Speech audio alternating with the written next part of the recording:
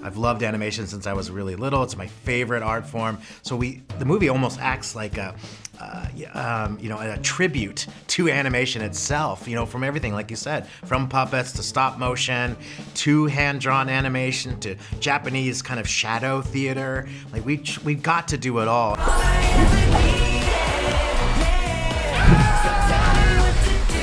We still got it! Looks like your band-aids aren't behind you.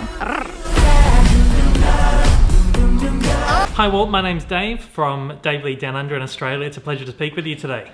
Oh, hi Dave, nice to see you and nice talking with you. Thank you, you too. I had a chance to see the movie last week and it's great. It's so much fun. I really love the Trolls movies. These are just an absolute blast. Oh, I love that. That's what they're made for. They're made for people to enjoy. Absolutely. These films, they are crazy. You come out of them feeling like you've been on this insane sugar high, this massive sugar rush. Each one of them has gone excessively more and more over the top. How do you manage to keep outdoing yourself with these? Where do you even start when you get down to knocking out the ideas? Where do you begin with these? How do you go bigger and better each time? Yeah, that's a good question, and it's always a plan of ours. And we have so many incredible collaborators on every level, from painters to dancers to animators, and and to Justin Timberlake. Everyone's just bringing their best game. They're so passionate about these movies, and the studio is so supportive. And we found out that the crazier the movie gets, the more the audience likes it. So we've been given free rein on this one to go as nuts as we wanna. I absolutely love that. This film, not only story-wise, not only with the music, but visually, just absolutely wild. And you play around with so many different kinds of animation styles in this one particularly. Of course, it's all practically, 3D computer animation, but you're playing around with stuff that feels really tangible. There's stuff that feels like stop motion, Muppet style kind of puppetry. You've got like a whole 2D traditionally animated sequence in here. How fun is it to play around with all these styles? And how do you figure out, what sequences you're gonna do in what kind of visual language? Yeah, you're right. I'm glad you're picking up on all that. I mean, I'm such a fan of animation. I've loved animation since I was really little. It's my favorite art form. So the movie almost acts like a tribute to animation itself, from everything, like you said, from puppets to stop motion, to hand-drawn animation, to Japanese kind of shadow theater. Like we've got to do it all, and it really depends on what the story needs or what the characters need in that moment. Or sometimes we just shove it in there because we want to see it. Like when we go into the alternate Hustleverse, which is another dimension, we thought how much fun it would be to depict that place between time and space with kind of psychedelic Yellow Submarine animation. I thought that was absolutely terrific.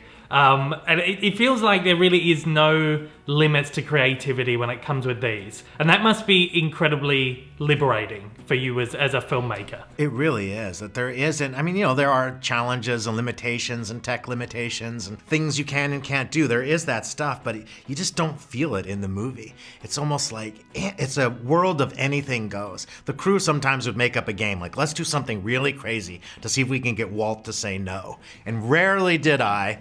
But I still look at the movie and the characters tell me what it needs. But there's definitely room to be wild. As a huge fan of animation myself, I just think, just so cool. You have directed all 3 of the Trolls movies so far. Over, I guess, for you has been the best part of a decade. You're one of very few directors at DreamWorks who's actually been across an entire franchise. How much of yourself is in these movies? It's a good question. So the first one was directed by my friend Mike Mitchell, and I co-directed it. And then the one before this I directed, then this one, and they're really, I think that's what would surprise people, how personal these movies are. Not only to me, but other members of the crew, like our producer.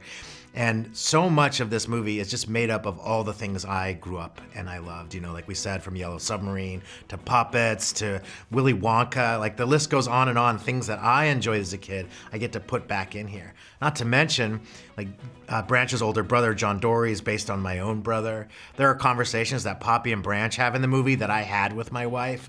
I think people would be surprised what a weird and wacky world it is, how personal it truly is. I love that about animation, is that you can really put so much, you can see so much of the filmmakers and the creatives in it. What character do you see yourself most in?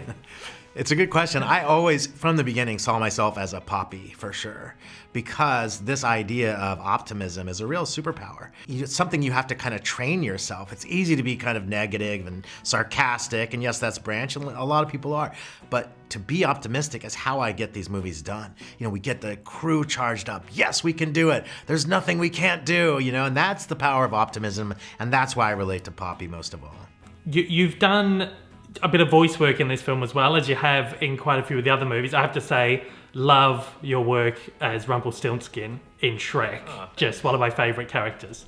How much fun is it to play around with that kind of aspect of the production as well? A lot of fun. I love doing it. It's very cathartic. Like you said, playing someone like Rumpelstiltskin just feels so good because that was such a wild, weird character. You go in the booth and just yell and scream and act in ways that if you act in a normal setting, they would not be allowed.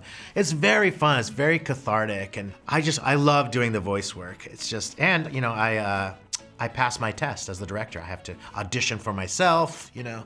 Look, I really, really love that. I have got 1 minute left, but I got one more question. And this about the music. Love the soundtrack of this film, as I have all of the Trolls films. How do you find that balance? There's just music from all eras, 60s, 70s, 80s, 90s, 2000s now. How do you find the balance to really shape up these soundtracks? Well, it's done with a crew of people. Justin's very involved in all of the cover songs that we do as well. It starts out with what does the story need? You know, how it comes out of the story's needs, and then it comes out of all our own needs. You know, a lot of my own personal favorite songs are in there, like Christopher Cross Sailing and 9 to 5, songs I grew up with that were such a part of my fabric of a person. I think it's just trial and error. We try some things, we take them out, we try another, and it's really just this incredible alchemy of everyone making choices. And I think it's how I listen to music, but I think it's how everyone listens to music today. It's constantly on shuffle. You know, listening to music on YouTube, it could be this one from the 80s, and also the next song is from the 60s. You know, so I think we capture the way people listen to music now. I think you really do. Look, love these movies. Our time is up. I've been a DreamWorks fan since I was a little kid. I remember seeing Shrek in the cinema when I was very young. The Trolls films are some of my favorite that are coming out of DreamWorks at the moment. And great film. Really loved it. I wish you all the best with it. And all the best with what's next as well. It's been a pleasure speaking with you. Thanks so much. Thank you. Great talking with you. Oh, hey, Tiny. You see that button right there? Oh, you mean the button that's taking every fiber of my being not to press? Press it. Oh!